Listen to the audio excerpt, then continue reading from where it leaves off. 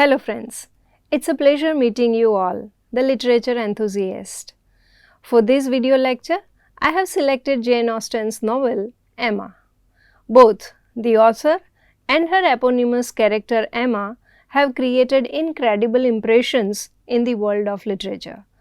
The author weaves the fictional thread around the character and presents before us the world of the early 18th century when the middle class was rising as one of the prominent parts of society. This was the time when the rich class and its pomp and show were considered as nothing but hypocrisy. Remember Austen's defining words for Sir Walter Elliot in Persuasion. She says, "Vanity is the beginning and end of Sir Walter Elliot's character."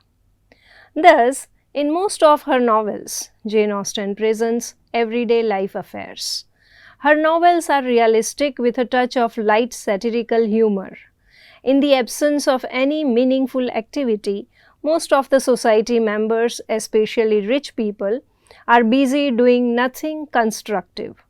Some of them are arrogant like Elizabeth, or lazy like Louisa, or vain like their father, as we see in Persuasion. Most of the characters are unconvincingly particular about their likes, dislikes, choices, and futile priorities. They are more occupied in talking about their dresses, hairstyles, their gowns, bonnets, shawls, cloaks, heavy accessories, and expensive fabrics. However, all these showy and gaudy talks are nothing but vanity in the eyes of Jane Austen. She considers all the fashion talks as trivial communications and harmless gossip. Miriam Allott in the book Novelist on Novels writes that Jane Austen is the analyst of individual feelings and emotions.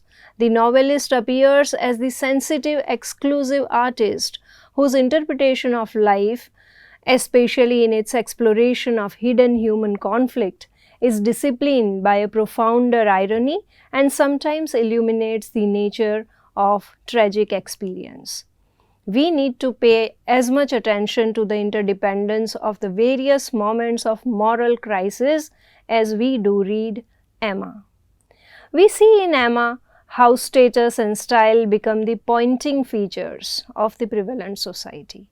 Emma is a girl with a superior degree of confidence in almost all her self-chosen tasks. We as readers know that she fantasizes the success and works on her conceited plans without any second thought. In search of a suitor for Harriet, she ends up discovering her so far unrecognized desires. But that is the way we all learn from our errors, misjudgments, and conceited self-appraisals. Emma helps us know ourselves better. Our first impression of Emma is that she predicts and indulges in the act of matchmaking. However, on reading the novel closely, we find that Mr. Knightley, who later in the novel marries Emma, is a better predictor of matches.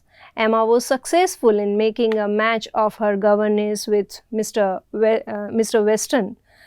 This made her confident to follow her passion of matchmaking. Mr. Knightley does not find any noticeable success in that marriage and so corrects Emma by saying, "I do not understand what you mean by success. Success supposes endeavor. Your time has been properly and delicately spent. If you have been endeavoring for the last 4 years to bring about this marriage, a worthy employment for a young lady's mind. But if, which I rather imagine, you are making the match, as you call it, means only you are planning it. You are saying to yourself one idle day, I think it would be a very good thing for Miss Taylor if Mr. Weston were to marry her.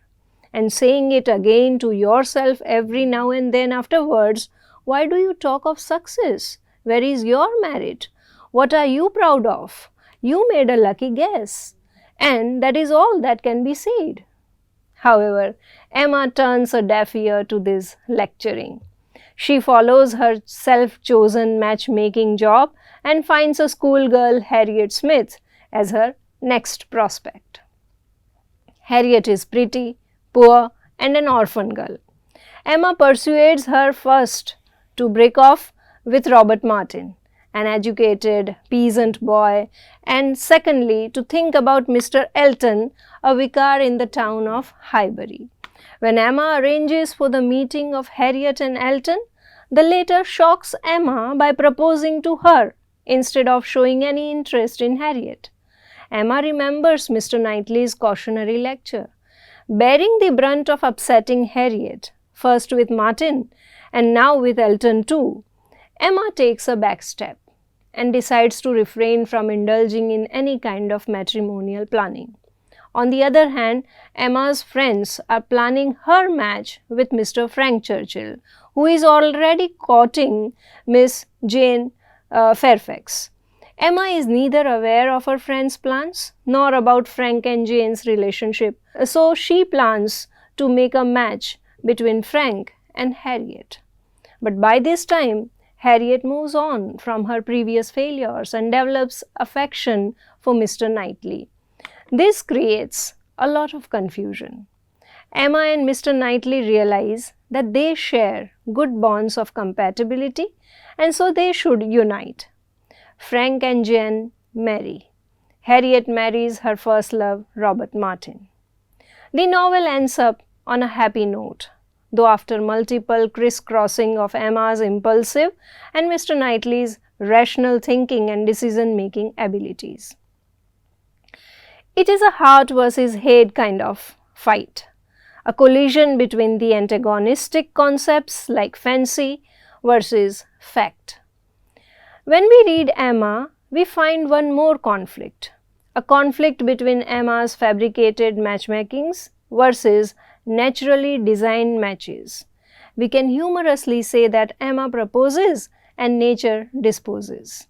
And later, Emma not only reconciles but also believes that she is materially changed and that earlier she was fool. She accepts the role of destiny and tells Mr. Knightley there is a likeness in our destiny. As readers, we like Emma. We love her for all her self-deceiving statements and promises, for all her wrong decisions, for being annoyingly courageous, and for committing mistakes and accepting them as well. Emma learns the philosophy of life through living life, uncompromisingly with a carefree attitude. She is honestly expressive about her emotions. Her responses and reactions to almost every situation are natural to her instinct. When Mrs. Weston praises Emma, Mr. Knightley also tunes in and says, "With all dear Emma's little faults, she is an excellent creature. Where shall we see a better daughter, or a kinder sister, or a truer friend? No, she has qualities which may be trusted. She will never lead anyone really wrong. She will make no lasting blunder. Where Emma errs once, she is in the right 100 times." Emma's finest socio-moral philosophy is visible when she discusses about the topic of Frank Churchill's funny haircut. Emma says, "Silly things do cease to be silly if they are done by sensible people in an impudent way. Wickedness is always wickedness, but folly is not always folly. It depends upon the character of those who handle it. There would have been either the ostentation of a coxcomb or the evasions of a mind too weak to defend its own vanities." Emma, the main protagonist, aims to prove her worth by engaging herself in the institution of marriage. With Emma's life journey, Jane Austen holds the mirror up to society, a society that is governed primarily by vanity, naivety, and hypocrisy. When we read Emma, as Miriam Allott says, we keep close to common incidents and to such characters as occupy the ordinary walks of life. She has produced sketches of such spirit and originality that we never miss excitation which depends upon a narrative of uncommon events arising from the consideration of minds, manners, and sentiments greatly above our own. Emma thus presents the way of the world in the truest sense. I hope this analysis will help you understand Emma, the novel, as well as the character. Thank you. Bye for now.